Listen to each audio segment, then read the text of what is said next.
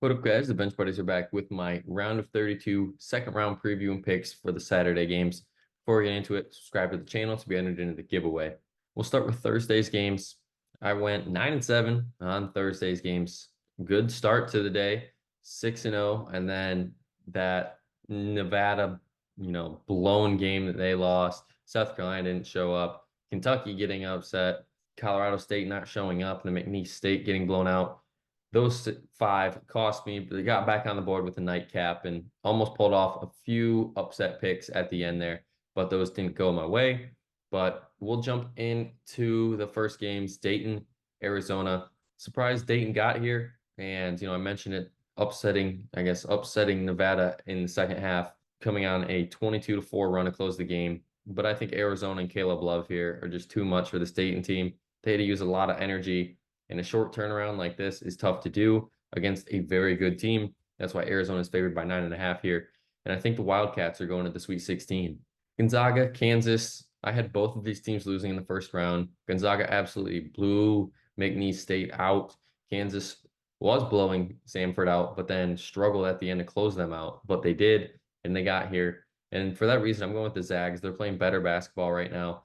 Kansas is still trying to figure out how to play without McCullough Jr. for this tournament. Dickinson had an awesome game, but if they can slow down Dickinson and he does half of what he did last game, there's no doubt in my mind this Zags team is going to run away with this one in the second half. At 5:30, I'm taking a big upset here. The first one seed to go down is going to be North Carolina. And I say that because Michigan State, they do this. I've said it in the last video that I picked them in. When they're a higher seed, at 9 seed right now, they have a good chance to possibly run the table because Izzo is a great coach in March. And it just seems like this team plays together in the tournament and really can, make a run. And I think the Spartans do that, get to a Sweet 16, upset North Carolina because, that 4-point spread tells you that they are respecting Michigan State in this game, and it should be a close one. And I think the Spartans do pull off the upset.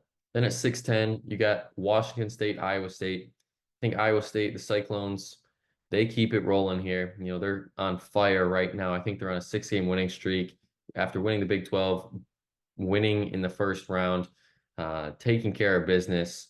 I think Iowa State keeps it rolling here, and the Washington State Cougars, their luck runs out. At 7:10, you get two teams that pulled off an upset in the first round.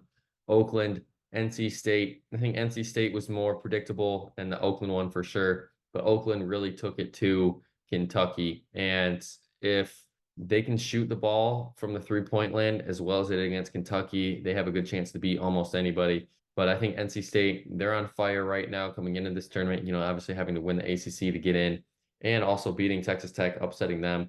NC State favored by 5.5. I don't think they cover, but I think they escape with a victory. At 8 o'clock, I think this is one of the better games you can get here on Saturday. Texas, Tennessee.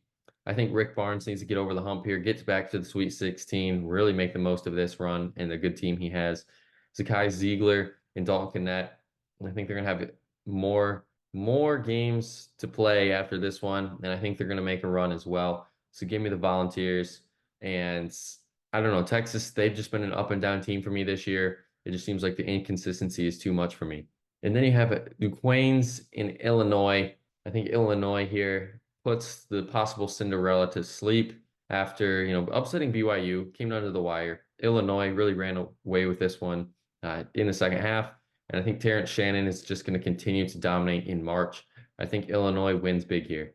Then the last game on Saturday, Oregon, Creighton.